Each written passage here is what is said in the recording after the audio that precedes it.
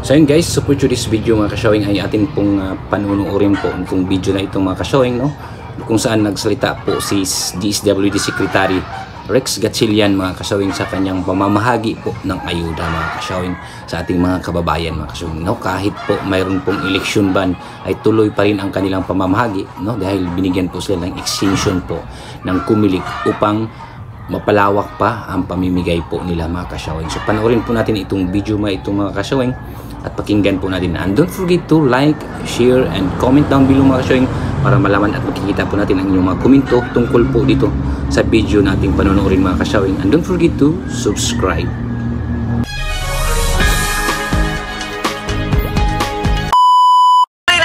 Bibigay ng ayuda ng Department of Social Welfare and Development o DSWD sa mga pinakamahihirap nating kababayan at biktima ng mga kalamidad. Yan ay kahit pa may umiiral na election ban sa pamamahagi ng tulong pinansyal dahil sa nakatakdang halalan sa Mayo. Pero ayon kay DSWD Secretary Rex Gatchalian, nakakuha sila ng exemption sa Commission on Elections para maipagpatuloy nila ang kanilang mga programa. Kabilang na riyan ang mga pangunahing kailangan ng mga Pilipino katulad ng medical assistance at burial assistance. Pero bawal anyang mamahagi ng ayuda sa Kapos ang Kita o Akap Pantawid Pamilyang Pilipino Program o 4Ps at AICS mula Mayo 2 hanggang 12. Now, tama, importante ang social welfare. Kahit na anong bansa, dapat ang kanyang mamamayan kapag nasa oras ng krisis, may matatakbuhan.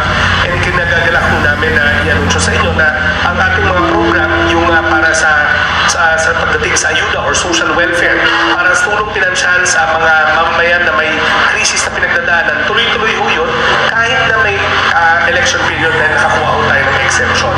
Basically, ang sinasabi ng exemption, yung mga programa natin suspended, pero yung mandato ng DSWD na tumulong sa mga nangangailangan, hindi naman namimili ng oras at ng araw yan. So yun na nga mga ka-showing, yun nakita po natin ang video pong iyon na kung saan nagsasalita po si DSWD Secretary Rex Gatchalian mga ka-showing sa kanila pong pamamahagi po ng ayuda ng mga kababayan po natin mga ka-showing. So don't forget to like, share, and comment down below mga ka-showing, and also subscribe.